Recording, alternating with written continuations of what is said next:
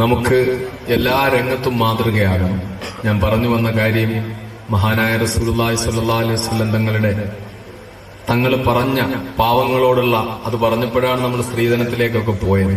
വിശാലമായ പ്രസംഗം നടത്താനുള്ള ഒരു അവസരമല്ല, നബിദിന സമ്മേളനം എന്ന നിലയിൽ സംഘടിപ്പിക്കപ്പെട്ട ഒരു പരിപാടിയായതുകൊണ്ട് അരമണിക്കൂർ പ്രസംഗിച്ച് പോകാമെന്ന് കരുതിയാണ് ഞാൻ വന്നത്. ഇങ്ങനെ ഇവിടെ എത്തിയപ്പോഴുള്ള ഇവിടുത്തെ ഈ അവസ്ഥയും കാര്യങ്ങളൊക്കെ കൊണ്ടാണ് കുറച്ചു നേരം ഞാൻ പ്രസംഗിച്ചത്. ശാരീരികമായ പ്രശ്നങ്ങളുള്ളതിനോടൊപ്പം നാളെ അതിരാവിലെ എറണാകുളത്തുണ്ടാകേണ്ട ഒരു അത്യാവശ്യവുമുണ്ട്.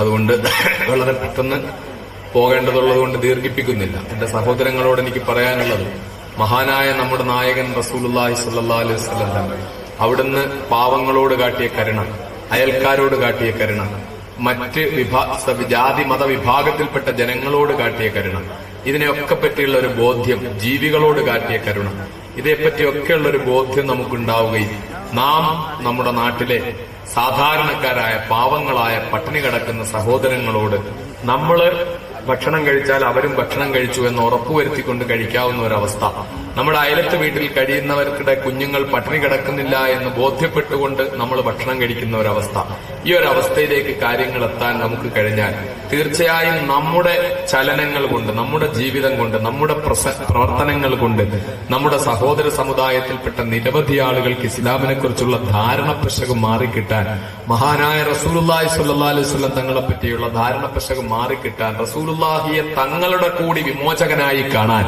തങ്ങളുടെ കൂടി വിമോചകനായി തങ്ങൾക്ക് കൂടി അനുഗ്രഹമായിട്ടാണ് നബി സല്ലല്ലാഹു അലൈഹി വസല്ലം തങ്ങൾ വന്നത് എന്ന് മനസ്സിലാക്കാൻ കഴിയുന്ന ഒരവസ്ഥ അവരിലുണ്ടാവും. നമ്മൾ അറിയേണ്ട ഒരു കാര്യം, അള്ളാഹുവിന്റെ പ്രവാചകൻ സല്ലല്ലാഹു അലൈഹി വസല്ലം തങ്ങളെപ്പറ്റി യഥാർത്ഥത്തിൽ ലോകം എത്രയോ, ഇപ്പൊ അടുത്ത സമയത്ത് ഞാൻ പത്രത്തിൽ വായിച്ചു, ഒരു സ്പെയിനിലെ ഒരു പത്രം, എൽ മൗണ്ടോ എന്ന് പറയുന്ന ഒരു പത്രം, ആ പത്രം ഒരു സർവേ നടത്തുകയുണ്ടായി. യഥാർത്ഥത്തിൽ സ്പെയിൻ ഒരു കാലത്ത് ഇസ്ലാമിക സംസ്കാരത്തിന്റെ കേദാരമായിരുന്ന, ഇസ്ലാമിക സംസ്കാരത്തിന്റെ കേന്ദ്രമായിരുന്ന സ്ഥലമായിരുന്നു. ആ സ്പെയിനിൽ കുരിശുയുദ്ധത്തിന് ശേഷം ഇസ്ലാമിക സംസ്കാരത്തെപ്പറ്റി ചർച്ച നടക്കുന്നില്ല, പ്രവാചകനെ പറ്റി ചർച്ച നടക്കുന്നില്ല, ഇസ്ലാമിക വിജ്ഞാന കേന്ദ്രങ്ങളില്ല, മുസ്ലിങ്ങൾക്ക് അവിടെ ഇസ്ലാമിനെ പ്രചരിപ്പിക്കാനുള്ള മെഷീനറി വർക്കുകളില്ല, ഇതൊന്നുമില്ലാതെ സ്പെയിൻ ഇന്ന് അങ്ങനത്തെ ഒരവസ്ഥയിലാണുള്ളത്. ആ സ്പെയിനിൽ ക്രിസ്ത്യാനികൾ, ബഹുഭൂരിപക്ഷം ക്രിസ്ത്യാനികൾ വായിക്കുന്ന പത്രം, ആ പത്രം ഒരു സർവേ നടത്തി. 2,70,000-ത്തിലധികം പേർ ആ സർവേയിൽ പങ്കെടുത്തു. ആ സർവേയിലെ ചോദ്യം, നിങ്ങളെ ഏറ്റവും അധികം സ്വാധീനിച്ച നേതാവാരാണ്, നിങ്ങളെ ഏറ്റവും അധികം സ്വാധീനിച്ച ചരിത്ര പുരുഷനാരാണ് എന്നാണ് ചോദ്യം. ആ ചോദ്യത്തിന് മുഴുവൻ ക്രിസ്ത്യാനികൾ വായിക്കുന്ന ആ പത്രത്തിൽ 2,70,000-ത്തിലധികം പേർ പങ്കെടുത്ത സർവേയിൽ 88% പേർ, 2,57,000-ത്തിലധികം പേർ മഹാനായ അഷ്റഫുൽ ഖൽഖ് മുഹമ്മദ് മുസ്തഫ സല്ലല്ലാഹു അലൈഹി വസല്ലം തങ്ങളാണ് ഞങ്ങളെ ജീവിതത്തിൽ ഏറ്റവും അധികം സ്വാധീനിച്ച നേതാവ് എന്ന് ആ സർവേയിൽ രേഖപ്പെടുത്തുകയുണ്ടായി. ഇത് കഴിഞ്ഞ നബിദിനത്തിന് ശേഷം ഈ നബിദിനം കൊണ്ടാടുമ്പോൾ അതിന്റെ ഇടയിൽ നേരത്തെ ഞാൻ പറഞ്ഞതുപോലെ റസൂലുള്ളാഹിയെ പറ്റി കാർട്ടൂൺ വരച്ചവൻ വെന്ത് എരിഞ്ഞു പോയതുപോലെ കഴിഞ്ഞ നബിദിനത്തിന്റെ ഈ നബിദിനത്തിന്റെ ഇടയിലുണ്ടായിട്ടുള്ള ഒരു കാര്യമാണ്, സ്പെയിനിലെ വിദ്യാസമ്പന്നരും ചിന്തകരുമായ ക്രിസ്ത്യാനികളായ വായനക്കാരുടെ ഇടയിൽ നടത്തിയ സർവേയിൽ ക്രിസ്തുമതത്തിൽ വിശ്വസിക്കുന്ന യേശുക്രിസ്തുവിനെ വിമോചകനായി കാണുന്ന അവർ തങ്ങളുടെ ജീവിതത്തിൽ ഏറ്റവും അധികം സ്വാധീനം ചെലുത്തിയ ചരിത്ര പുരുഷൻ മഹാനായ അഷ്റഫുൽ ഖൽഖ് മുഹമ്മദ് മുസ്തഫ സല്ലല്ലാഹു അലൈഹി വസല്ലം തങ്ങളാണ് എന്ന് സർവേയിൽ പങ്കെടുത്തവരിൽ 12% പേരൊഴികെ ബാക്കി മുഴുവൻ ആളുകളും അംഗീകരിച്ചു എന്ന് പറയുമ്പോൾ പ്രവാചകൻ സല്ലല്ലാഹു അലൈഹി വസല്ലം തങ്ങൾ മനുഷ്യ ഹൃദയങ്ങളിൽ ഉണ്ടാക്കിക്കൊണ്ടിരിക്കുന്ന മാറ്റം എത്രയാണ്, അള്ളാഹുവിന്റെ പ്രവാചകൻ സല്ലല്ലാഹു അലൈഹി വസല്ലം തങ്ങൾ ലോകത്ത് സൃഷ്ടിച്ചുകൊണ്ടിരിക്കുന്ന ചലനം എത്രയാണ്. സെപ്റ്റംബർ 11-ന് ശേഷം അമേരിക്കയിൽ ആയിരക്കണക്കിന് ആളുകൾ ഇസ്ലാമിനെ പറ്റിയും പ്രവാചകനെ പറ്റിയും പഠിച്ച് പരിശുദ്ധ പ്രവാചകനെ ഉൾക്കൊണ്ട്, ഇസ്ലാമിനെ ഉൾക്കൊണ്ട്, പരിശുദ്ധമായ ഇസ്ലാമിന്റെ സന്ദേശം ഉൾക്കൊണ്ടുവരുന്നു നമ്മൾ കാണുന്നു. ഏറ്റവും അവസാനം മൈക്കൽ ജാക്സൺ, നമ്മളെല്ലാവരും കേട്ടതാണ്, ഒരുപാട് അധാർമിക ജീവിതം നയിച്ച് കോടിക്കണക്കിന് രൂപ സമ്പാദിച്ച് തന്റെ അത്ഭുതകരമായ മാസ്മരികമായ വിദ്യുത് പ്രവാഹം ഉൽപ്പാദിപ്പിക്കുന്നത് പോലെയുള്ള വിദ്യുത് പ്രവാഹം പോലെയുള്ള തന്റെ ഗംഭീരമായ പാട്ട് കേട്ട് ആടിയുലയുന്ന പതിനായിരങ്ങളുടെ മുന്നില് ഗംഭീരമായിട്ട് പാടിയും ആടിയും നടന്ന മൈക്കൽ ജാക്സൺ അവസാനം തനിക്ക് സമാധാനം നൽകാൻ ഒരു നേതാവിനെ കഴിയുകയുള്ളൂ, അത് മഹാനായ അഷ്റഫുൽ ഖൽഖ് മുഹമ്മദ് മുസ്തഫ സല്ലല്ലാഹു അലൈഹി വസല്ലം തങ്ങളാണ് എന്ന് ബോധ്യപ്പെട്ടുകൊണ്ട് കെലിമ ചൊല്ലി ഇസ്ലാമതം സ്വീകരിച്ച് ഇന്ന് പ്രവാചകനെ പറ്റി പാട്ടുകൾ പാടിയിട്ട് ചരിത്രം സൃഷ്ടിച്ചുകൊണ്ടിരിക്കുന്നു. ഖുർആനെ പറ്റി ഉള്ള പാട്ടുകൾ കൊണ്ട് പുതിയ ആൽബങ്ങൾ ഇറക്കിക്കൊണ്ടിരിക്കുന്നു. എത്ര അത്ഭുതകരമായ കാര്യമാണ്. ഇങ്ങനെ ലോകം മൊത്തം റസൂലുള്ളാഹിയെ ഇഷ്ടപ്പെട്ട് റസൂലുള്ളാഹിയെ പറ്റി പഠിച്ച് റസൂലുള്ളാഹിയിലേക്ക് ആകൃഷ്ടരായിരിക്കുമ്പോൾ അള്ളാഹുവിന്റെ ഹബീബ് മുഹമ്മദ് മുസ്തഫ സല്ലല്ലാഹു അലൈഹി വസല്ലം അവിടത്തേക്ക് മാത്രമാണല്ലോ അള്ളാഹു ഈ മഹത്വം കൊടുത്തത്. പരിശുദ്ധമായ ഹജ്ജിന് പോയപ്പോൾ എന്നെ സംബന്ധിച്ചിടത്തോളം അള്ളാഹു എനിക്ക് തന്ന ഏറ്റവും വലിയ ഭാഗ്യമായിരുന്നു എന്റെ 10 വർഷത്തെ ജയിൽവാസം. എന്നെ ജയിലിലിട്ട് പീഡിപ്പിച്ചവരൊക്കെ കരുതുന്നത് അവരെന്തോ നേടിയെന്നാണ്. പക്ഷെ എനിക്ക് ഉറപ്പുണ്ട് എന്റെ 10 വർഷത്തെ ജയിൽവാസം കൊണ്ട് എനിക്ക് ഒരുപാട് നേട്ടങ്ങൾ ഉണ്ടായി. എല്ലാ പ്രസംഗ സദസ്സുകളിലും ഞാൻ പറയാറുള്ളത് പോലെ അർദ്ധരാത്രിയുടെ നിശബ്ദതകളിൽ ഉറക്കം എന്തെന്നറിയാതെ ഒരുപാട് രാത്രികൾ ഞാൻ കഴിയേണ്ടി വന്നിട്ടുണ്ട്. അതികഠിനമായ ഡയബറ്റിക് എന്ന രോഗം, ഡയബറ്റിക് ന്യൂറോപ്പതിയായി തളർന്ന അവശനായിട്ട് നരമ്പുകളെല്ലാം തെളിഞ്ഞ് വേദന താങ്ങാനാവാതെ ഉറക്കമില്ലാത്ത രാത്രികള്. പകൽ എനിക്ക് ആരെങ്കിലും കാണാൻ പറ്റുമോ? 4 വർഷം എന്റെ പ്രിയപ്പെട്ട ഭാര്യയും മക്കളെയും കാണാൻ സമ്മതിക്കാതെ 4 വർഷം എന്നെ ഒറ്റയ്ക്ക് പൂട്ടിയിട്ടു. എനിക്ക് വെള്ളം കൊണ്ടു തരാൻ വരുന്ന ഏതെങ്കിലും ഒരു അണ്ണാച്ചി ചെക്കനെ അല്ലാതെ വേറെ ആരെയും എനിക്ക് കാണാൻ പറ്റില്ല, ആരോടും സംസാരിക്കാൻ പറ്റില്ല. അങ്ങനെ 4 വർഷം ഞാൻ കിടക്കുമ്പോൾ അതികഠിനമായ അസുഖങ്ങൾ കൊണ്ട് ഉറക്കമില്ല. എനിക്ക് വളരെ ശക്തി കൂടിയ ഗുളികകൾ മാറി മാറി തന്ന ഡോക്ടർമാർ പരിശോധിച്ചു, എന്നിട്ട് പരീക്ഷിച്ചു. എന്നിട്ടും എനിക്ക് ഉറക്കം വരാത്ത അവസ്ഥ. രാത്രിയിൽ ഞാനിങ്ങനെ ഒറ്റയ്ക്ക് എഴുന്നേറ്റിരിക്കും. നിങ്ങളൊന്ന് ഓർത്തു നോക്കി, അർദ്ധരാത്രി 2 മണിക്ക് ഉറങ്ങാതെ എഴുന്നേറ്റിരിക്കുമ്പോൾ അടുത്തൊരാളുണ്ടോ എനിക്ക് ഈ ശരീരം വേദനയെ പറ്റി, മോനെ എനിക്ക് വയ്യ, എനിക്ക് നീ അല്പം വെള്ളം എടുത്തതാ അല്ലെങ്കിൽ ഒരു ഗുളിക എടുത്തതാ എന്ന് പറയാൻ ഒരാൾ പോലും കൂടില്ലാതെ ഒറ്റയ്ക്ക് ആ സെല്ലിൽ ഞാൻ കഴിയുമ്പോൾ ആ അർദ്ധരാത്രികളിൽ എന്റെ മനസ്സ് ആദ്യത്തെ കുറച്ച് ദിവസം ഉറങ്ങാത്ത ദിവസങ്ങളിൽ അസ്വസ്ഥമായെങ്കിലും ഞാൻ തീരുമാനിച്ചു ഈ അസ്വസ്ഥത അവർ നീട്ടിക്കൊണ്ടുപോയിക്കൂടാ, എനിക്ക് ഈ രാത്രികളെ ഫലപ്രദമാക്കണം. വളരെ ചുരുക്കി ഞാൻ പറയുകയാ, ഞാൻ ഇതൊക്കെ വിശദമായി പറഞ്ഞ പല സീഡികളും ഇവിടെ വിൽക്കപ്പെടുന്നുണ്ട്, തെന്നലയിലെ പ്രസംഗം ഉൾപ്പെടെ. അത് നിങ്ങൾക്ക് വാങ്ങി വീട്ടിൽ കൊണ്ടുപോയി കേൾക്കാം. ഒരുപാട് വിഷയങ്ങൾ അതിൽ ചർച്ച ചെയ്യുന്നുണ്ട്. ഇവിടെ നമ്മൾ പ്രവാചകനോട് ബന്ധപ്പെട്ട് മാത്രമാണ് സംസാരിക്കുന്നത്. മറ്റു നിരവധി വിഷയങ്ങൾ, പലിശ ഉൾപ്പെടെ മറ്റു പല കാര്യങ്ങളെ പറ്റിയും അതിൽ ചർച്ച ചെയ്യുന്നുണ്ട്. സന്ദർഭോചിതമായി പറയാൻ അവസരം കഴിയുന്നവരത് വാങ്ങിക്കൊണ്ടുപോയി കേട്ടാൽ കുറെ കൂടി ഫലപ്രദമാകുമെന്ന് ഞാൻ കരുതുന്നു. അങ്ങനെ ആ അർദ്ധരാത്രികളിൽ ഉറക്കമില്ലാത്ത രാത്രികളില് അവസാനം ഞാനൊരു തീരുമാനമെടുത്തു. എന്റെ സഹതടവുകാരോട് നേരത്തെ ഞാൻ പറഞ്ഞതുപോലെ റൗള ശരീഫ് എന്നൊക്കെ കേൾക്കുമ്പോൾ അത്ര ഇഷ്ടപ്പെടുന്നവരല്ലെങ്കിലും ഞാൻ അവരോട് പറഞ്ഞു വിട്ടു, എനിക്ക് റൗളയുടെ ഒരു ഫോട്ടോ കൊണ്ടുവരണമെന്ന്. ആദ്യം അവർ ചോദിച്ചു, എന്തിനാ റൗളയുടെ ഫോട്ടോ ഉസ്താദിന് എന്ന് ചോദിച്ചു. അതൊക്കെ വലിയ ശിർക്കായി കാണുന്നവരായതുകൊണ്ട്. പക്ഷെ എന്റെ നിർബന്ധത്തിന് വഴങ്ങി അവരൊരു ഫോട്ടോ കൊണ്ടുവന്നു. അവരുടെ ബന്ധുക്കൾ കാണാൻ വരുമ്പോൾ പറഞ്ഞു വിട്ടിട്ടൊരു ഫോട്ടോ കൊണ്ടുവന്നു. ആ ഫോട്ടോ ഞാൻ എന്റെ ഭിത്തിയിൽ, ജയിലിന്റെ സെല്ലിന്റെ ഭിത്തിയിൽ ഞാൻ തൂക്കിയിട്ടു.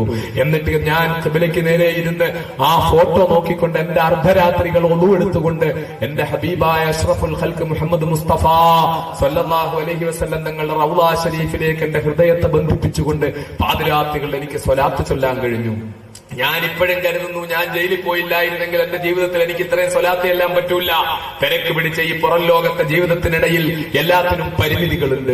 പക്ഷേ എനിക്ക് ഞാൻ മാത്രം ഒറ്റയ്ക്കുള്ള ഒരു സ്ഥലം, എന്നോടാരും കുറ്റപ്പെടുത്താനോ ചോദ്യം ചെയ്യാനോ വരാത്ത ഒരു സ്ഥലം, എനിക്ക് തിരിച്ചാരെയും കുറ്റപ്പെടുത്തേണ്ടി വരാത്ത, പരദൂഷണം പറയാതെ, ആരെയും ആക്ഷേപിക്കാതെ, ആരെയും വിമർശിക്കാതെ ശാന്തമായിട്ടിരിക്കാൻ പറ്റുന്ന സ്ഥലം. ആ സ്ഥലങ്ങളിൽ എന്റെ രാത്രികളെ ഞാൻ സജീവമാക്കി. സഹോദരന്മാരെ, എനിക്കിപ്പോഴും അഭിമാനമുണ്ട്, സന്തോഷമുണ്ട്. എന്റെ റബ്ബ് സ്വീകരിക്കുമെങ്കിൽ ഞാൻ കൃതാർത്ഥനാണ്. അർദ്ധരാത്രികളിൽ എന്റെ ഹബീബായ നബി, എന്റെ ജീവന്റെ തുടിപ്പും ചങ്കിലെ ചോരയുമായ അഷ്റഫുൽ ഖൽഖ് മുഹമ്മദ് മുസ്തഫ സല്ലല്ലാഹു അലൈഹി വസല്ലം തങ്ങളുടെ പേരിൽ എനിക്ക് വയറു നിറയെ കൊതി തീരെ സ്വലാത്ത് ചൊല്ലാൻ എനിക്ക് കഴിഞ്ഞു. അത് ചെറിയ കാര്യമല്ല. എന്റെ ആഗ്രഹം തീരും വണ്ണം റസൂലുള്ളാഹിയുടെ പേരിൽ സ്വലാത്ത് ചൊല്ലി ഓരോ രാത്രികളും സന്തോഷകരമാക്കാൻ കഴിഞ്ഞു. എന്റെ പ്രിയപ്പെട്ട സഹോദരങ്ങളെ, അതെനിക്ക് ജയിൽ ജീവിതം കൊണ്ട് കിട്ടിയ ഭാഗ്യമാ. ആ ജയിൽ ജീവിതത്തിൽ എനിക്ക് കിട്ടുന്ന സന്തോഷങ്ങൾ ഞാൻ പലയിടത്തും പറഞ്ഞിട്ടുണ്ട്. എനിക്ക് നിരവധി കത്തുകൾ വരുമ്പോൾ എന്റെ പ്രിയപ്പെട്ട മുസ്ലിം ചെറുപ്പക്കാരും സഹോദരിമാരും ഒക്കെ, ഉസ്താദെ, ഞങ്ങൾ റസൂലുള്ളാഹിയുടെ പേര് സ്വലാത്ത് എല്ലാം തുടങ്ങി നിങ്ങളുടെ പ്രസംഗം കേട്ടിട്ടെന്ന് പറയുന്ന സന്തോഷം. കാസർഗോഡ് പഠിക്കുന്ന MBA പഠിക്കുന്ന ഒരു പൊന്നുമോൻ, ഇവിടെ ഇപ്പൊ MBA കാരനായ ഒരു പൊന്നുമോൻ, MBA പഠിക്കുന്നവൻ വന്ന് ഞാൻ സ്ത്രീധനം വാങ്ങാതെ കല്യാണം കഴിക്കാമെന്ന് ഓർത്തപ്പോൾ എന്റെ മനസ്സിൽ പെട്ടെന്ന് MBA എന്ന് പറഞ്ഞപ്പോൾ ആ പൊന്നുമോനെ എനിക്ക് ഓർമ്മ വന്നു. അവൻ BBAക്ക് പഠിച്ചുകൊണ്ടിരിക്കുന്ന സമയത്ത് മുതൽ എനിക്ക് അവൻ കത്തെഴുതിക്കൊണ്ടിരിക്കുക ജയിലില്. ഞാൻ എന്റെ റസൂലുള്ളാഹിന്റെ പേരിൽ ദിവസവും 6000 7000 സ്വലാത്ത് ചെല്ലാൻ എനിക്ക് കഴിയുന്നുണ്ട് ഉസ്താദേ. ഞാൻ അങ്ങയുടെ പ്രസംഗം കേട്ടിട്ട് എന്റെ കാസർഗോഡ് നിന്ന് മംഗലാപുരത്തേക്കുള്ള കോളേജിലേക്കുള്ള യാത്രയിൽ മൊത്തം ഞാൻ വണ്ടിയിൽ ട്രെയിനിൽ കയറിയാൽ ഇറങ്ങുന്നത് വരെ ഞാൻ ആരോടും ഒന്നും വർത്താനം പറയാതെ, സമയം പാഴാക്കാതെ, തമാശകളിൽ ഏർപ്പെടാതെ ഹബീബായ നബിയുടെ പേരിൽ സ്വലാത്ത് ചൊല്ലും. തിരിച്ചു വരുമ്പോഴും സ്വലാത്ത് ചൊല്ലും. വീട്ടിലെത്തിയാൽ കിട്ടുന്ന വേളകളിലൊക്കെ സ്വലാത്ത് ചൊല്ലും. അങ്ങനെ ദിവസം 6000 7000 സ്വലാത്ത് എനിക്ക് ചൊല്ലാൻ കഴിയുന്നുണ്ടെന്ന് പറഞ്ഞ് എനിക്ക് കത്തെഴുതിയ ചെറുപ്പക്കാരൻ. അതുപോലെ ഹബീബായ നബി സല്ലല്ലാഹു അലൈഹി വസല്ലം തങ്ങളെ പറ്റി പ്രസംഗിക്കുന്നത് കേട്ടിട്ട് ഞാൻ കാസർഗോഡ് ജില്ലയിലെ വയനാട് ജില്ലയിലെ കറണ്ട് ഇല്ലാത്ത ഒരു കുഗ്രാമത്തിലെ ഒരു പാവപ്പെട്ട സഹോദരി എനിക്ക് കത്തെഴുതുകയുണ്ടായി. എന്റെ വീട്ടിൽ കറണ്ട് ഇല്ലാത്തത് കൊണ്ട് CD ഇട്ട് കാണാൻ എനിക്ക് കഴിയില്ല, TV വർക്ക് ചെയ്യില്ല എന്റെ വീട്ടില്. പക്ഷേ ഞാൻ വാങ്ങിച്ചു വെച്ച പഴയ ഒരു ബാറ്ററിയിൽ വർക്ക് ചെയ്യുന്ന ഒരു പഴയ ടേപ്പ് റെക്കോർഡർ ഉണ്ട്. ആ ടേപ്പ് റെക്കോർഡറിൽ ഞാൻ അങ്ങയുടെ പഴയ കാസറ്റുകൾ ഇട്ട് കേട്ട് അതിനകത്ത് നിങ്ങൾ പ്രസംഗിക്കുന്ന കുഞ്ഞിനെ തൊട്ടിലാട്ടുമ്പോൾ നീ സ്വലാത്ത് ചൊല്ലു പെങ്ങളെ, നീ വെള്ളം കോരുമ്പോൾ സ്വലാത്ത് ചൊല്ലു പെങ്ങളെ, നീ ഭക്ഷണം പാകം ചെയ്യുമ്പോൾ സ്വലാത്ത് ചൊല്ലു പെങ്ങളെ, നീ അതുപോലെ ജീവിതത്തിന്റെ നിന്റെ സർവ്വചലനങ്ങളിലും അള്ളാഹുവിന്റെ ഹബീബിനെ ഓർത്തുകൊണ്ടിരിക്കൂ എന്ന് പറയുന്നത് കേട്ടിട്ട് ഞാൻ അങ്ങനെ സ്വലാത്ത് വർദ്ധിപ്പിച്ചു. ഞാൻ ഭക്ഷണം പാകം ചെയ്യുമ്പോൾ, ഞാൻ തുണി കഴുകുമ്പോൾ, ഞാൻ വീട്ടിലേക്ക് വെള്ളം കോരുമ്പോൾ, ഞാൻ സാധനങ്ങൾ പാകം ചെയ്തുകൊണ്ടിരിക്കുമ്പോൾ ഒക്കെ ഹബീബായ നബിയുടെ പേരിൽ സ്വലാത്ത് ചൊല്ലാൻ തുടങ്ങി. ആ സ്വലാത്ത് എന്റെ ജീവിതത്തിന്റെ ചലനമായി. എനിക്ക് എന്റെ സ്വലാത്ത് കൊണ്ട് നമസ്കാരം കൃത്യമായി നിലനിർത്തണമെന്നുള്ള ഒരു വലിയ ആഗ്രഹമുണ്ടായി. നമസ്കാരം കൃത്യമായി നിലനിർത്തി കഴിഞ്ഞപ്പോൾ എനിക്ക് പരിശുദ്ധമായ തഹജ്ജുദ് നമസ്കാരം മുടക്കാതെ നിർവഹിക്കണമെന്ന് തോന്നി. അങ്ങനെ എനിക്ക് ശുദ്ധിയുള്ള എല്ലാ രാത്രികളിലും ഞാൻ തഹജ്ജുദ് നമസ്കരിക്കാൻ തുടങ്ങി. ഇന്നലെ വെള്ളിയാഴ്ച രാവായിരുന്നു ഉസ്താദേ. ഇന്നലെ ഞാൻ തഹജ്ജുദ് നമസ്കരിക്കാൻ വേണ്ടി ഒന്നോടുകൂടി ഇശാ കഴിഞ്ഞ് കിടന്നുറങ്ങിയ ഞാൻ തഹജ്ജുദിന് എഴുന്നേൽക്കുന്നതിന് തൊട്ട് മുമ്പ് എന്റെ ചെറ്റക്കൂര അനുഗ്രഹീതമായി. എനിക്ക് എന്റെ ഹബീബായ നബി അഷ്റഫുൽ ഖൽഖ് മുഹമ്മദ് മുസ്തഫ സല്ലല്ലാഹു അലൈഹി വസല്ലം തങ്ങളുടെ തിരുവദനം ദർശിക്കാൻ കഴിഞ്ഞു. എനിക്ക് എന്റെ ഹബീബിന്റെ ആ പുഞ്ചിരി കാണാൻ കഴിഞ്ഞു. ഞാൻ വെള്ളിയാഴ്ച ജുമാ കഴിഞ്ഞുള്ള സമയത്തായി കത്തെഴുതുന്നത് ഞാൻ ഇന്നലെ രാത്രിയിൽ തഹജ്ജുദിന്റെ സമയത്ത് എന്റെ റസൂലുള്ളാഹിനെ കണ്ടതിനെ പറ്റി അറിയിക്കാനാണെന്ന്. ഇതൊരു കെട്ടുകഥയല്ല. ആ കത്തൊരു പഴയ ഇല്ലെങ്കിൽ ആ ഒരു വടിവത്തതല്ലാത്ത അക്ഷരങ്ങളിൽ വളഞ്ഞു പൊരുപ്പത്തിരിയുന്ന വരികളിൽ എഴുതിയ അക്ഷരത്തെറ്റുള്ള ആ കത്ത് ഇന്നും എന്റെ ഭാര്യ ഫയലിൽ സൂക്ഷിച്ചിട്ടുണ്ട്. ഞാൻ കൊടുത്തിട്ടുണ്ട് അത് സൂക്ഷിക്കാൻ വേണ്ടിയിട്ട്. എന്റെ ഹബീബായ നബി സല്ലല്ലാഹു അലൈഹി വസല്ലം തങ്ങളുടെ പേരിൽ സ്വലാത്ത് ചൊല്ലി ചൊല്ലി ചൊല്ലി എന്റെ ശബ്ദം കേൾക്കുന്ന വല്ലപ്പുഴയിലെ ഉമ്മമാര്, പരിസര പ്രദേശത്തെ ഉമ്മമാര്, എന്റെ ശബ്ദം കേൾക്കുന്ന പ്രിയപ്പെട്ട യുവാക്കന്മാര്, എന്റെ പ്രിയപ്പെട്ട അനുജന്മാര്, എന്റെ പ്രിയപ്പെട്ട പിതാക്കന്മാര് വളരെ ഗൗരവപൂർവ്വം ശ്രദ്ധിക്കാൻ ഞാൻ പറയുകയാ. അങ്ങ് വയനാട് ജില്ലയിലെ കറണ്ടെത്താത്ത കുഗ്രാമത്തിലെ ചെറ്റക്കൂരയിലെ അഴുക്ക് പിടിച്ച മുറിയിൽ അർദ്ധരാത്രിക്ക് ശേഷം അഷ്റഫുൽ ഖൽഖ് മുഹമ്മദ് മുസ്തഫ സല്ലല്ലാഹു അലൈഹി വസല്ലം തങ്ങളെ ആ പ്രവാചക പ്രഭുവിന്റെ തിരുദർശനം ഒരു പാവപ്പെട്ട ഒരു സഹോദരിക്ക് കിട്ടിയെങ്കിൽ അല്ലാഹു തആല ജീവിക്കാൻ സൗകര്യം ചെയ്തു തന്ന വല്ലപ്പുഴയിലെ എന്റെ സഹോദരി സഹോദരന്മാരെ, ഭക്ഷണം കഴിക്കാൻ അല്ലാഹു നിങ്ങൾക്ക് തന്നിട്ടുണ്ട്. കറണ്ടുള്ള സൗകര്യമുള്ള വെള്ളമുള്ള വീട് നിങ്ങൾക്ക് തന്നിട്ടുണ്ട്. വായിക്കാനും എഴുതാനും ഒക്കെ നിങ്ങൾക്ക് അല്ലാഹു സൗകര്യം ചെയ്തു തന്നിട്ടുണ്ട്. നിങ്ങൾക്ക് റബ്ബുൽ ഇസ്സത്ത് ചെയ്ത അനുഗ്രഹങ്ങളുടെ നടുവിലിരുന്നു കൊണ്ട് അല്ലാഹുവിന്റെ ഹബീബിന്റെ പേരിൽ സ്വലാത്ത് ചൊല്ലി ചൊല്ലി ചൊല്ലി ചൊല്ലി ചൊല്ലി നമ്മുടെ മനസ്സിനെ കഅബ പരിശുദ്ധമായ റൗള ശരീഫുമായിട്ട് ബന്ധിപ്പിക്കാൻ നമുക്ക് കഴിയേണ്ടതില്ലേ? എന്റെ പ്രിയപ്പെട്ട സഹോദരങ്ങൾ അറിയണം, എന്റെ ജയിൽവാസം കൊണ്ട് എനിക്ക് കിട്ടിയ രണ്ടാമത്തെ നേട്ടങ്ങളിൽ ഒന്നാ ജയിലിൽ നിന്ന് ഇറങ്ങിയപ്പോൾ തന്നെ എനിക്ക് പാസ്പോർട്ട് കിട്ടി എന്നുള്ളത്. ഞാൻ 50 കൊല്ലം പുറത്ത് താമസിച്ചിരുന്നെങ്കിലും ജയിലിൽ പോകാതിരുന്നെങ്കിലും എനിക്ക് പാസ്പോർട്ട് തരില്ല. കാരണം 1992 ഡിസംബറിൽ ISS നിരോധനത്തോട് ബന്ധപ്പെട്ട് എന്റെ പാസ്പോർട്ട് കണ്ടുകെട്ടിയതിനു ശേഷം എല്ലാ ഹജ്ജ് വേളകളിലും ഹജ്ജിന് അപേക്ഷ കൊടുത്തു പോകാൻ കഴിയാത്ത സാഹചര്യത്തിൽ ഏതെങ്കിലും ട്രാവൽസിന്റെ കീഴിൽ ഹജ്ജിന് പോകാൻ വേണ്ടി ശ്രമിക്കുമ്പോഴൊക്കെ പാസ്പോർട്ടിന് ഞാൻ അപേക്ഷിച്ചിട്ടുണ്ട്. അന്നെല്ലാം പറഞ്ഞത് ഇയാൾക്ക് പാസ്പോർട്ട് കൊടുത്താൽ ഇയാൾ അങ്ങ് പോയിട്ട് അവിടെ അന്താരാഷ്ട്ര തീവ്രവാദികളുമായിട്ട് ബന്ധപ്പെടും അവിടെ പോയാൽ, അതുകൊണ്ട് പാസ്പോർട്ട് കൊടുക്കാൻ പറ്റില്ല എന്നാണ്. പക്ഷേ 10 കൊല്ലം ജയിലിൽ കിടന്നിട്ട് ഒരു കുറ്റവും തെളിയിക്കപ്പെടാതെ നിരപരാധിയാണെന്ന് കോടതി പറഞ്ഞതിന്റെ അടിസ്ഥാനത്തിൽ ഞാൻ പുറത്തു വന്നപ്പോൾ കേരള ഹൈക്കോടതിയിൽ എന്റെ പാസ്പോർട്ട് തരണമെന്ന് ആവശ്യപ്പെട്ടുകൊണ്ട് പെറ്റീഷൻ സമർപ്പിച്ചപ്പോൾ ബഹുമാനപ്പെട്ട കേരള ഹൈക്കോടതി പറഞ്ഞു ഇയാൾ വലിയ തീവ്രവാദിയൊന്നും തോന്നുന്നില്ല, അതുകൊണ്ട് പാസ്പോർട്ട് കൊടുത്തേക്കാൻ പറഞ്ഞു. അതുകൊണ്ട് അൽഹംദുലില്ലാഹ് എനിക്ക് പാസ്പോർട്ട് കിട്ടി. ആദ്യത്തെ ഹജ്ജിന് തന്നെ പോകാൻ പറ്റി. വളരെ ചുരുക്കി ഞാൻ പറയുകയാ, പരിശുദ്ധമായ കഅബാലയത്തിന്റെ മുകളിൽ അക്ബർ ട്രാവൽസിന്റെ ഹജ്ജാജിമാരിരുന്ന ഇന്ത്യൻ എയർലൈൻസിന്റെ ഫ്ലൈറ്റ് ജിദ്ദ ഇന്റർനാഷണൽ എയർപോർട്ടിന്റെ മുകളിൽ ചുറ്റിക്കൊണ്ടിരിക്കുമ്പോൾ എന്റെ ഹൃദയത്തിൽ 1000 തിരമാലകൾ അലയടിക്കുകയായിരുന്നു. മക്കളെ, എവിടെയായി ഇറങ്ങാൻ പോകുന്നത്? എന്റെ ഹബീബിന്റെ മണ്ണിലേക്കായി ഇറങ്ങാൻ പോകുന്നത്, പരിശുദ്ധമായ കഅബാലയത്തിന്റെ മണ്ണിലേക്കായി ഇറങ്ങാൻ പോകുന്നത്. അള്ളാഹുവിന്റെ റസൂലിന്റെ ജന്മം കൊണ്ട് അനുഗ്രഹീതമായ ആമിനായുടെയും അബ്ദുല്ലായുടെയും മണ്ണ്, അബൂബക്കർ സിദ്ദീഖിന്റെ മണ്ണ്, ഉമറുൽ ഫാറൂഖിന്റെ മണ്ണ്, എത്രയോ മഹാരഥന്മാർ ജനിച്ചു വീണ മണ്ണ്, എത്രയോ വിപ്ലവകാരികളുടെ രക്തം വീണ മണ്ണ്. ആ മണ്ണിലേക്കാണ് ഇറങ്ങാൻ പോകുന്നത് എന്നുള്ളത് കൊണ്ട് എന്റെ ഹൃദയം ഇങ്ങനെ ആ അലമാലകൾ പോലെ അടിക്കുകയായിരുന്നു. പക്ഷേ എന്റെ ഹൃദയത്തിന്റെ ഉള്ളിൽ ഒരു നോവെന്നെ വലിച്ചുകൊണ്ടേയിരുന്നു. അതായത് പരിശുദ്ധമായ കഅബാലയത്തിന്റെ മണ്ണിലിറങ്ങി, ജിദ്ദയിലിറങ്ങി കഅബ ശരീഫിലേക്ക് പോയി കഴിഞ്ഞാൽ എപ്പോഴാ എനിക്കൊന്ന് മദീനയിലേക്ക് എത്താൻ പറ്റുക, എപ്പോഴാ എനിക്ക് എന്റെ ഹബീബിന്റെ അടുക്കിലേക്ക് ഒന്ന് എത്താൻ പറ്റുക, എന്റെ റസൂലുള്ളാഹിനെ ഒന്ന് കാണാൻ പറ്റുക, അവിടെ ഒന്ന് ചെന്ന് സലാം പറയാൻ പറ്റുക, അതോർത്തിട്ട് എന്റെ മനസ്സിങ്ങനെ അടിച്ചുകൊണ്ടേയിരുന്നു. ഞാൻ പരിശുദ്ധമായ ജിദ്ദ ഇന്റർനാഷണൽ എയർപോർട്ടിൽ ഇറങ്ങുമ്പോൾ മുമ്പ് പല പ്രസംഗങ്ങളിലും ഞാൻ പറഞ്ഞിട്ടുള്ളതുപോലെ മണിക്കൂറുകൾ എടുത്തു മാത്രം തീരുന്ന ഫോർമാലിറ്റീസ് ഏതാനും സെക്കൻഡ്, മിനിറ്റുകൾ കൊണ്ട് തീർത്ത് ഇന്ത്യൻ എംബസിയുടെ ബഹുമാന്യരായ ഉദ്യോഗസ്ഥന്മാർ അവിടെ നിന്നിട്ട് എന്റെ കാര്യങ്ങളൊക്കെ വളരെ പെട്ടെന്ന് തീർത്ത് എന്നെ അവരുടെ വാഹനത്തിൽ തന്നെ കയറ്റി കഅബാലയത്തിന്റെ അടുക്കലുള്ള ഇലാഫ് കിന്ത ഹോട്ടലിലേക്ക് കൊണ്ടുപോയി. ഇലാഫ് കിന്ത ഹോട്ടലിന്റെ മുന്നിൽ എന്നെ കൊണ്ടുവന്ന് ഇറക്കുമ്പോൾ എന്നെ അവിടെ ഇറക്കിയിട്ട് എന്റെ കയ്യിൽ എന്റെ പാസ്പോർട്ട് തന്ന ഇന്ത്യൻ എംബസിയുടെ ഉദ്യോഗസ്ഥൻ പാസ്പോർട്ട് തന്നിട്ട് പറഞ്ഞു, ഈ പാസ്പോർട്ടിൽ ഞങ്ങൾ ഒരു സീൽ ചെയ്തിട്ടുണ്ട്, ആ സീല് നിങ്ങൾ നോക്കുക, ഇത് നിങ്ങൾ ഇന്ത്യൻ എംബസിയുടെ ഗസ്റ്റ് ആണെന്ന് പറഞ്ഞടിച്ചിരിക്കുന്ന സീലാണ്. അതുകൊണ്ട് ഈ പാസ്പോർട്ട് കൊണ്ട് നിങ്ങൾക്ക് എപ്പോ വേണേലും മദീനയിലേക്ക് പോകാം, ജിദ്ദയിലേക്ക് പോകാം. ഞാൻ ആവർത്തിച്ച് അത്ഭുതത്തോടെ ചോദിച്ചു, എപ്പോ വേണേലും മദീനയിലേക്ക് പോകാമോ? അതെ, എപ്പോ വേണേലും മദീനയിലേക്ക് പോകാം. ഇന്ന് പോകാമോ? ഇന്ന് വേണേലും പോകാം. എനിക്ക് വല്ലാത്ത സന്തോഷം ആ നിമിഷത്തിലുണ്ടായി സഹോദരന്മാരെ. പരിശുദ്ധമായ ഉംറ നിർവഹിച്ചു കഴിഞ്ഞപ്പോൾ പാതിരാത്രിയായി പോയി. പിറ്റേ ദിവസം ഉച്ചയോടുകൂടി ഞാൻ അക്ബർ ട്രാവൽസ് തയ്യാറാക്കിയ വാഹനത്തില് പരിശുദ്ധമായ മദീനയിലേക്ക് പോയി. ഞാൻ ദീർഘിപ്പിക്കുകയല്ല. മദീനയിലേക്ക് പോകുമ്പോൾ എന്റെ ഹൃദയത്തിന്റെ അവസ്ഥ എന്താകും നിങ്ങൾക്കറിയുമല്ലോ.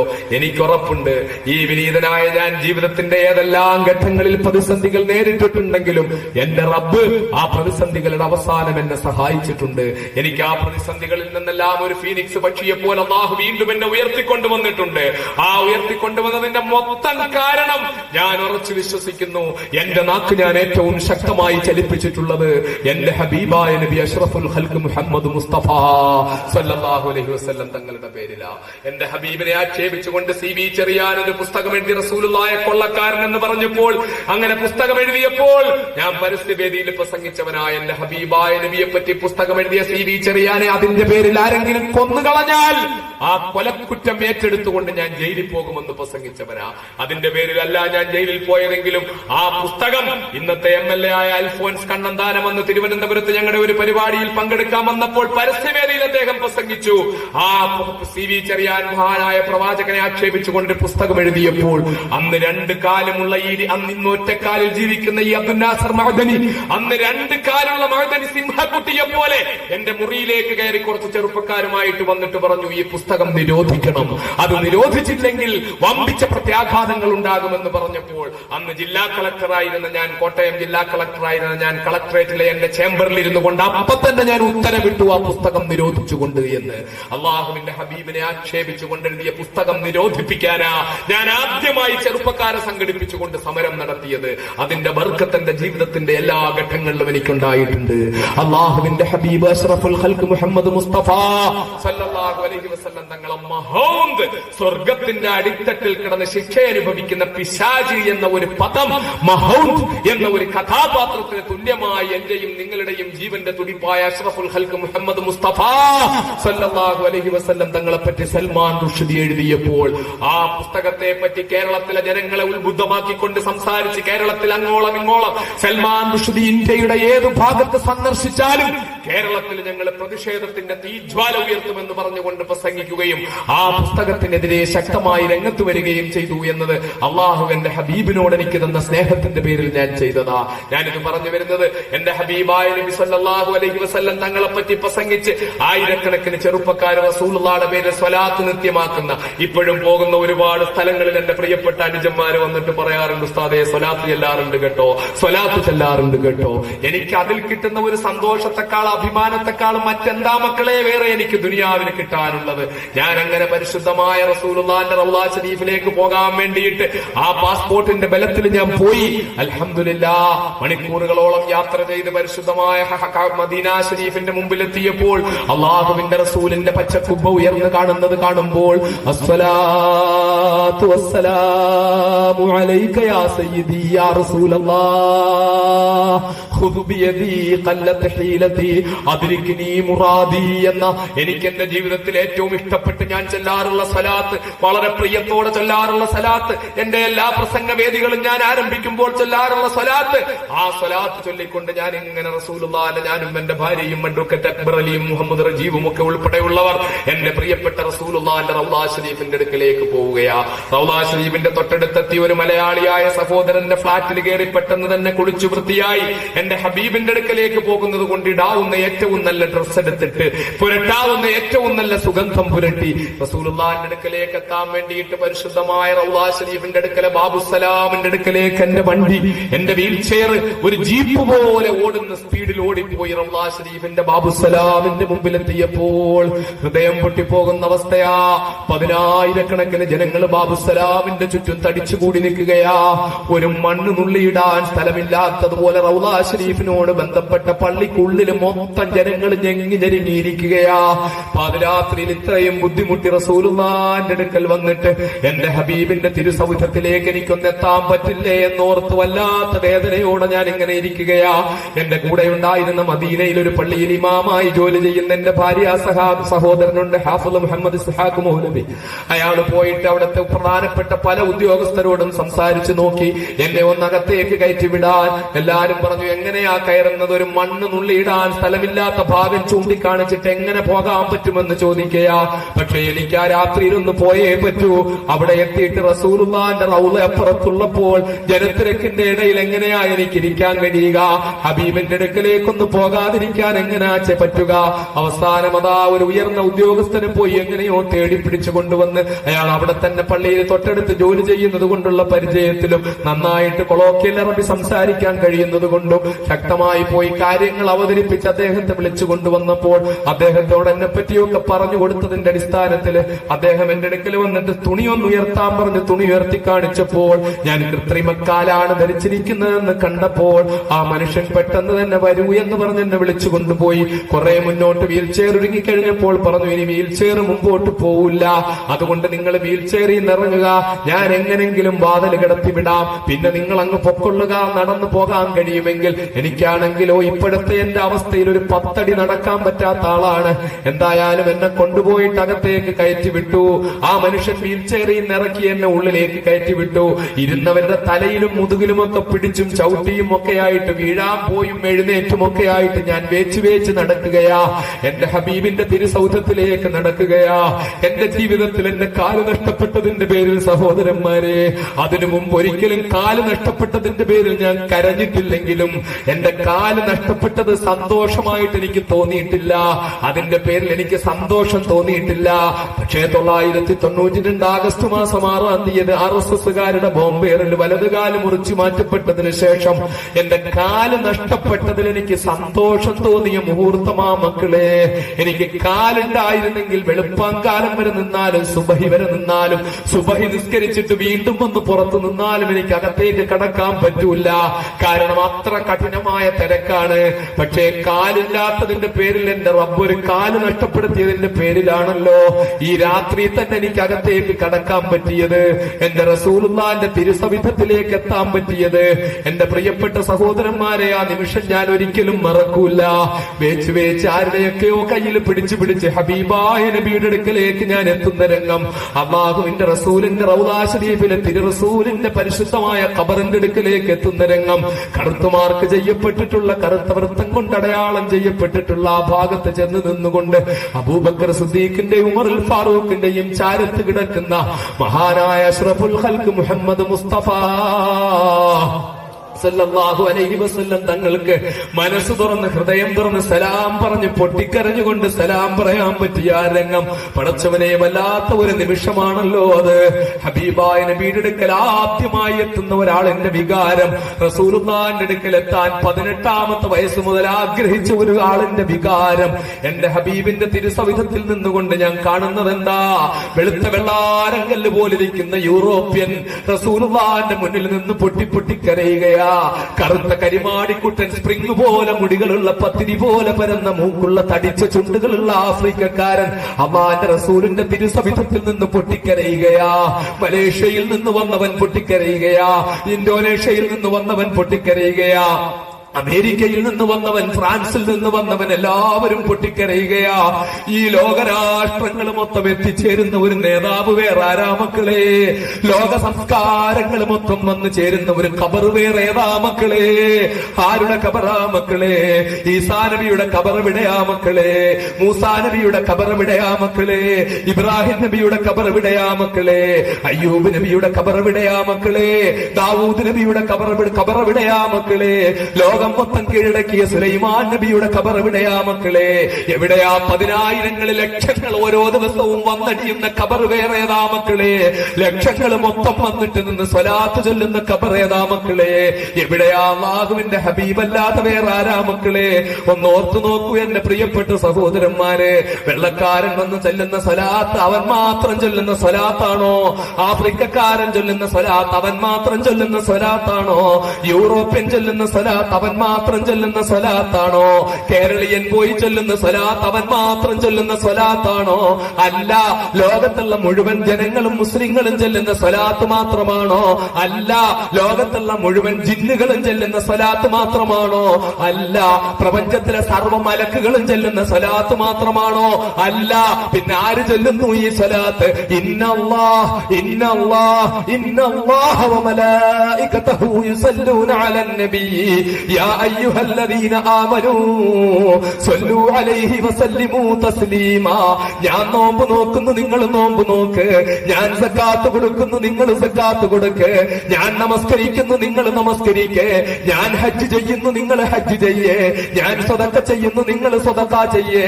ഞാൻ ജിഹാദ് നടത്തുന്നു, നിങ്ങൾ ജിഹാദ് നടത്ത്.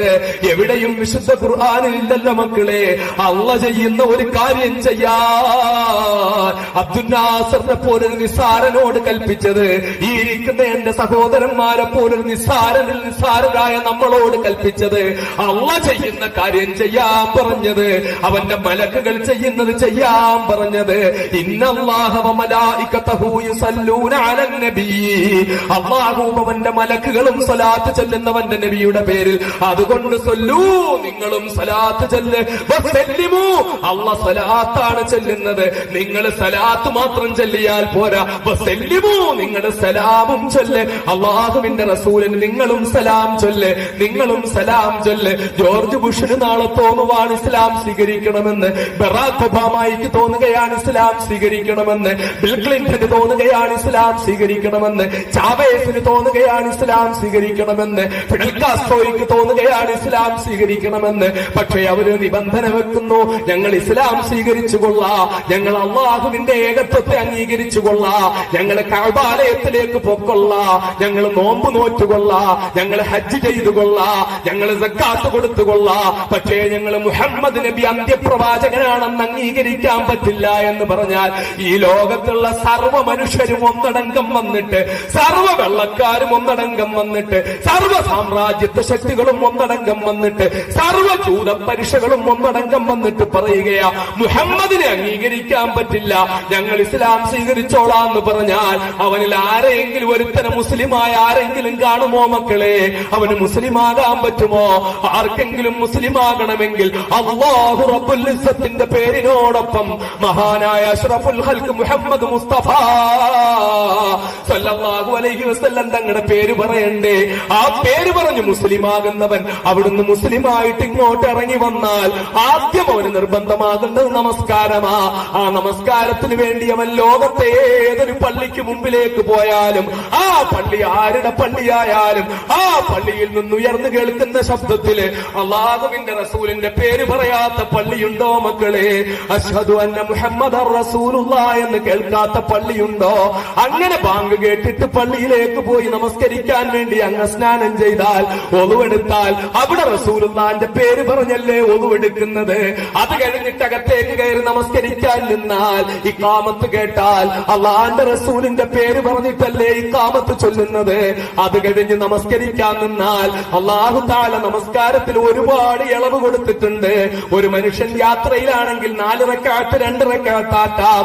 യാത്രയിലാണെങ്കിൽ ളുഹർ അസ്റിനോട് ചേർത്ത് നിസ്കരിക്കാം, ഇശാ മഗ്രിബും ചേർത്ത് നിസ്കരിക്കാം.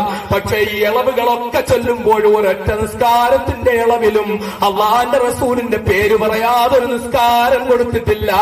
റസൂലുള്ളാഹിന്റെ പേര് പറയാതെ ഒരുത്തനും നിസ്കരിക്കാൻ പറ്റില്ല, ഒരു പള്ളിയിലും നിസ്കരിക്കാൻ പറ്റില്ല. അള്ളാഹുവിന്റെ റസൂലിന്റെ പേര് അല്ലാഹുമ്മ സ്വല്ലി അലാ മുഹമ്മദ് വഅലാ ആലി മുഹമ്മദ് ഇത് പറയാതെ ഒരു നിസ്കാരവും ഇല്ലെന്ന് മാത്രമല്ല, അള്ളാഹുവിന്റെ റസൂലിനോട് അസ്സലാമു അലൈക അയ്യുഹൻ നബിയ്യു, അല്ലയോ പ്രവാചകനെ അങ്ങയുടെ മേൽ ഗുണമുണ്ടാകട്ടെ. ഇതേത് റസൂലിനാ സലാം പറയുന്നത്?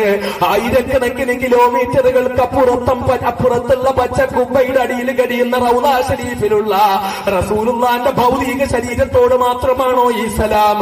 നേരത്തെ ഞാൻ പറഞ്ഞ വഅലമൂ അന്ന ഫീകും റസൂലല്ലാഹ്, നിങ്ങളിൽ അല്ലാഹുവിന്റെ റസൂലുണ്ട്. ഓരോരുത്തരുടെ ചൈതന്യത്തിലും അല്ലാഹുവിന്റെ റസൂലുണ്ട്. ഹഖീഖത്തുൽ മുഹമ്മദിയ്യയുടെ സ്പർശനമില്ലാത്ത ഒരു ശരീരവുമില്ല. അല്ലാഹുവിന്റെ റസൂലിനോട് പറയുകയാ അസ്സലാമു അലൈക. അല്ലാഹുവിന്റെ റസൂൽ സാധാരണ മനുഷ്യനാണെന്ന് പറയുന്നവനും പറയുന്നു അസ്സലാമു അലൈക, അങ്ങയുടെ മേൽ അല്ലാഹുവിന്റെ ഗുണമുണ്ടാകട്ടെ, അങ്ങയുടെ മേൽ അല്ലാഹുവിന്റെ ഗുണമുണ്ടാകട്ടെ. അങ്ങനെ അങ്ങ് എന്ന് തൊട്ടു മുന്നിൽ നിൽക്കുന്ന ആളിനോട് പറയുന്ന പ്രയോഗത്തില് തന്റെ മുന്നിലുള്ള ഹബീബായ നബിക്ക് സലാം പറയുകയാ. ഒരു കാര്യം ഉറപ്പാ മക്കളെ, ലോകത്തിന്റെ ഏത് മൂലയിലുള്ള പള്ളിയിലിരുന്ന് പറഞ്ഞാലും, ഏത് കാട്ടിനകത്തെ ഷെഡ് കെട്ടിയിട്ട് നിസ്കരിച്ചാലും, ഏത് മരക്കൊമ്പിലിരുന്നു കൊണ്ട് നിസ്കരിച്ചാലും അസ്സലാമു അലൈക അയ്യുഹൻ നബിയ്യു എന്ന് പറഞ്ഞാൽ അപ്പ റൗള ശരീഫ് പ്രത്യഭിവാദ്യം ചെയ്യും മക്കളെ. വഅലൈക്കുമുസ്സലാം, അല്ലാഹുവിന്റെ റസൂലിന്റെ സലാം മടക്കി കിട്ടും മക്കളെ, സംശയം വേണ്ട. തലയിൽ ചീഞ്ഞളിഞ്ഞ അഴുക്ക് വാരിയിടുന്ന, കുപ്പ വാരിയിടുന്ന, വേസ്റ്റ് വാരിയിടുന്ന ജൂത പെൺകുട്ടി വേസ്റ്റ് വാരിയിട്ടുകൊണ്ടിരിക്കുന്നതിനിടയില് ഒരു ദിവസം ആ ജൂത പെൺകുട്ടിയെ കാണാതിരുന്നപ്പോൾ ആ ജൂത പെൺകുട്ടി എവിടെയെന്ന് അന്വേഷിച്ചുകൊണ്ട് തന്നെ പീഡിപ്പിക്കുന്ന, തന്റെ ശരീരത്തെ കഴുക്ക് വാരിയിട്ട് ആക്ഷേപിക്കുന്ന ആ പെണ്ണിന് സുഖമില്ലാത്തപ്പോൾ ആ പെണ്ണിനെ അന്വേഷിച്ച് അങ്ങോട്ട് പോയ റസൂലുള്ളാഹി അവിടുത്തെ പ്രിയപ്പെട്ട ഒരു അനുയായി, യാ റസൂലല്ലാഹ്, അങ്ങയുടെ മേൽ അല്ലാഹുവിന്റെ ശാന്തി ഉണ്ടാകട്ടെ എന്ന് സലാം പറഞ്ഞാൽ സൽസ്വഭാവത്തിന്റെ സമ്പൂർണ്ണ സാക്ഷാത്കാരമായ സമ്പൂർണ്ണ സൽസ്വഭാവത്തിന്റെ സാക്ഷാത്കാരത്തിന് വേണ്ടിയാണ് ഞാൻ നിയോഗിക്കപ്പെട്ടതെന്ന് പറഞ്ഞ മഹാനായ അഷ്റഫുൽ ഖൽഖ് മുഹമ്മദ് മുസ്തഫ സല്ലല്ലാഹു അലൈഹി വസല്ലം സലാം അലൈക എന്ന് പറഞ്ഞ സലാം മടക്കും ഉറപ്പാണ്. പക്ഷെ പറയണം. നിശാസ്കരിച്ചു എന്റെ പ്രിയപ്പെട്ട മക്കള്, പറ. വണ്ടിയൊക്കെ കയറി ഒരുപാട് ബുദ്ധിമുട്ടി ഇവിടെ വന്നല്ലോ. മരുന്ന് നിസ്കരിച്ചവർ എത്ര പേരുണ്ടാവും? ഞാൻ കൈവക്കാൻ പറയുന്നില്ല, കാരണം ഒരുപാട് കൈ പൊങ്ങൂല്ല. അതുകൊണ്ട് ഇങ്ങനെയാ നമ്മൾ നബിദിനം കൊണ്ടാടിയോണ്ട് റസൂലുള്ളാഹിയുടെ സ്നേഹമാവോ? ജാഥ വിളിച്ചതുകൊണ്ട് സ്നേഹമാവോ? വണ്ടി വിളിച്ച് പ്രസംഗം കേൾക്കാൻ വന്നതുകൊണ്ട് സ്നേഹമാവോ? കാശ് തന്നതുകൊണ്ട് സ്നേഹമാവോ? അള്ളാഹുവിന്റെ ഹബീബ് മുഹമ്മദ് മുസ്തഫ സല്ലല്ലാഹു അലൈഹി വസല്ലം തങ്ങളെ സ്നേഹിക്കുന്നു എങ്കിൽ ആദ്യമായി നാം ചെയ്യേണ്ട കാര്യം 5 വഖത്ത് നമസ്കാരം കൃത്യമായി നിർവഹിക്കലാണ്. എന്റെ പ്രിയപ്പെട്ട അനുജന്മാരെ, ഒരു കാല്, ഞാൻ ഇട്ടിരിക്കുന്ന ഈ കാലുണ്ടല്ലോ, അന്ന് ഞാൻ തിരുവനന്തപുരത്ത് ശംഖുമുഖത്ത് കൊടിയേരി ബാലകൃഷ്ണൻ ഉൾപ്പെടെയുള്ള മന്ത്രിമാരെ ഊരിക്കാണിച്ച അതേ കാല് തന്നെയാണ് ഈ കാല്. അതേ കാല് തന്നെയാണ് ഈ കാല്. മാറ്റാൻ ഇതുവരെ പറ്റിയിട്ടില്ല. 75,000-ലധികം രൂപ മുടക്കി തിരുവനന്തപുരത്ത് നിന്നൊരു കാലുണ്ടാക്കി. പക്ഷെ അത് ഇടാൻ പറ്റുന്നില്ല. കാരണം 10 കൊല്ലം ജയിലിലിരുന്ന് ചികിത്സ കിട്ടാതെ ഈ മുട്ടിന്റെ താഴ്ഭാഗം മുറിച്ചു മാറ്റപ്പെട്ടിട ഉണങ്ങി ഒരു കൊമ്പ് പോലെ, ഒരു ചുള്ളിക്കമ്പ് പോലെ ആയതുകൊണ്ട് ഏത് പുതിയ കാല് വെച്ചാലും അതിട്ട് നടക്കാൻ പറ്റുന്നില്ല. വേദന, എല്ലിങ്ങനെ തള്ളിയിരിക്കുന്നുണ്ട്. പെട്ടെന്ന് എല്ലിൽ തട്ടുന്നു, എന്നിട്ട് അവിടുന്ന് തൊലി പോകുന്നു. ഷുഗർ ഉള്ളത് കൊണ്ട് പഴുക്കുന്നു. അതുകൊണ്ട് പുതിയ കാല് വെക്കാൻ പറ്റാൻ ആ പഴയ തകർന്നടിഞ്ഞ ആ കാല് തന്നെ 10-40 ഉറയിട്ടിട്ട് ഇങ്ങനെ വെച്ചിട്ടാണ് ഞാൻ നടക്കുന്നത്. ഒരു കാൽ. ഈ കാലാണെങ്കിൽ അടുത്ത സമയത്തൊന്ന് മറിഞ്ഞു വീണു. ആ മറിഞ്ഞ് നേരത്തെ തന്നെ പാദത്തിന് ശക്തമായ നീരും വേദനയുമാണ്. അതിനാണ് ഞാൻ ഈ സോക്സ് ഇട്ടിട്ട് നടക്കുന്നത്. എന്നിട്ട് ഈ അടുത്ത സമയത്ത് ഒരു ആയുർവേദ ചികിത്സയ്ക്ക് പോയപ്പോ പെട്ടെന്നൊന്ന് സ്ലിപ്പായി മറിഞ്ഞു വീണു. അവിടെ മുട്ടിന് ചെറിയ പൊട്ടലുണ്ടായി. കൊണ്ടുപോയി ആശുപത്രിയിൽ കൊണ്ടുപോയിട്ട് പെരിന്തൽമണ്ണ മൗലാനായിൽ കൊണ്ടുവന്നപ്പോൾ അവര് MRI സ്കാൻ എടുക്കണമെന്ന് പറഞ്ഞു. അടുത്ത സ്കാനിംഗ് സെന്ററിൽ ചെന്നിട്ട് MRI എടുക്കാൻ വേണ്ടി നോക്കുമ്പോൾ MRI പതിയുന്നില്ല. അപ്പൊ ഡോക്ടർ പറഞ്ഞു, നിങ്ങളുടെ കാലിൽ ഏതോ ഒരു ലോഹം ഇരിപ്പുണ്ട്. ഞാൻ പറഞ്ഞു, എന്റെ ഇടതുകാലിൽ ഒരു ലോഹവും ഇല്ല, ഒരു പ്രശ്നമില്ലാത്ത കാലാ, വലതുകാലിനാണ് പ്രശ്നം. അങ്ങനല്ല, നോക്കണമെന്ന് പറഞ്ഞ് എക്സ്റേ എടുത്ത് നോക്കിയപ്പോൾ 92 എനിക്കെതിരെ എറിഞ്ഞ ബോംബിൽ നിന്ന് ഈ കാലിൽ പൊട്ടിയ സമയത്ത് തെറിച്ചുപോയി പതിച്ച ഒരാണി ഈ കാലിന്റെ മുട്ടിന്റെ താഴ്ഭാഗത്ത് ഇങ്ങനെ ഇരിക്കുന്നു. എക്സ്റേയിൽ എടുക്കാൻ പറ്റാത്തവണ്ണം മാംസത്തിൽ തുളഞ്ഞു കയറിയിട്ടത് ഇങ്ങനെ ഇരിക്കുക. എന്നിട്ട് ഈ മുട്ടിന്റെ വേദന അസ്വസ്ഥത ഇപ്പോഴും അങ്ങനെ തന്നെ വെച്ചുകൊണ്ട് മുട്ടും ഇടയ്ക്കിടയ്ക്ക് കെട്ടിവെച്ചുകൊണ്ടാണ് ഈ പ്രസംഗത്തിന് വരുന്നത്. വേറെ ഒരുപാട് രോഗങ്ങൾ, cervical spondylosis, lumbar disc prolapse, ഭക്ഷണം കഴിച്ചാൽ ദഹിക്കാത്ത രോഗം. എന്നെ ആരെങ്കിലും ഭക്ഷണത്തിന് വിളിക്കുന്നവർക്ക് അറിയാം, ഞാൻ വളരെ വിരളമായി വളരെ കുറച്ച് ഭക്ഷണമേ കഴിക്കാറുള്ളൂ. ഇറച്ചി തിന്നാ ദഹിക്കൂല, മീൻ തിന്നാ ദഹിക്കൂല. അതുകൊണ്ട് എന്തെങ്കിലും ഒന്ന് തിന്നൂന്ന് വരുത്തിയിട്ട് വിശപ്പടക്കുന്ന ഒരവസ്ഥയാണുള്ളത്. 24 മണിക്കൂർ കഴിഞ്ഞാലും കഴിച്ച ഭക്ഷണം ദഹിക്കൂല, മോശം പോകാത്ത അവസ്ഥ. അതിനുവേണ്ടി 1 സ്പൂൺ കഴിക്കാൻ ഡോക്ടർ പറഞ്ഞ മരുന്ന് 9 സ്പൂൺ വരെ കഴിച്ചാലും എഫക്ട് ചെയ്യാത്ത അവസ്ഥ. അങ്ങനത്തെ ബുദ്ധിമുട്ടൊരു ഭാഗത്ത്. ഞാൻ ഇതൊക്കെ പറഞ്ഞത് ദുആയിൽ ഓർക്കുമല്ലോ ഇടയ്ക്ക്, അതിനുവേണ്ടി കൂടാണ് പറഞ്ഞത്. പറഞ്ഞാലല്ലേ നിങ്ങൾക്ക് അറിഞ്ഞ് ദുആ ചെയ്യാൻ പറ്റുള്ളൂ. പണ്ടൊക്കെ ജയിലിരിക്കുമ്പോൾ ഒരുപാട് ദുആ ചെയ്തിരുന്നു. ഇപ്പൊ ഇറങ്ങിക്കഴിഞ്ഞപ്പോ അത് ഇറങ്ങിയല്ലോ, ഇനി എന്തിനാ ദുആ, അങ്ങനെ കരുതുന്നത് ശരിയല്ല. ഇപ്പോഴാ ദുആ ഏറ്റവും ആവശ്യമുള്ളത്. കാരണം അവിടെ എന്താ അങ്ങനെ ഇരുന്ന് സ്വസ്ഥമായിട്ട് അങ്ങ് പോകായിരുന്നു. ഇവിടെ നിങ്ങൾ കാണുന്നില്ലേ, നിരത്തം തറയിൽ നിൽക്കാൻ വിടാത്തവണ്ണം ഇങ്ങനെ ആരോപണങ്ങളും കള്ളങ്ങളും പച്ചക്കള്ളങ്ങളും പറഞ്ഞിട്ട് ജനങ്ങളുടെ മുമ്പിൽ അങ്ങേയറ്റം മോശമായ തെറ്റിദ്ധാരണകൾ ഉണ്ടാക്കാനുള്ള ശ്രമം ഉൾപ്പെടെ ഒക്കെ നടക്കട്ടെ. അൽഹംദുലില്ലാഹ്, അള്ളാഹു വിധിച്ചതൊക്കെ നമുക്ക് അഭിമുഖീകരിക്കാം. പക്ഷെ ദുആ അത് വേണം. ആ ദുആ ആണ് എന്നെ പുറത്തിറക്കിയത്. എന്റെ ശക്തിയോ നിങ്ങളുടെ ആരുടെയും കഴിവോ സംഘടനാ ശക്തിയോ ഒന്നുമല്ല. ദുആ, ദുആ, ദുആ. ആയിരങ്ങളുടെ ദുആ, 10,000ങ്ങളുടെ ദുആ. പരിശുദ്ധ ഹജ്ജിന് പോയപ്പോൾ പ്രവാസികളായ 1000 വന്ന് കെട്ടിപ്പിടിച്ചിട്ട് ഉസ്താദേ ഈ കഅബയിൽ വന്ന് ഒരുപാട് നിങ്ങൾ പൊട്ടിക്കിടന്ന് ദുആ ചെയ്തതായി ഇറങ്ങാൻ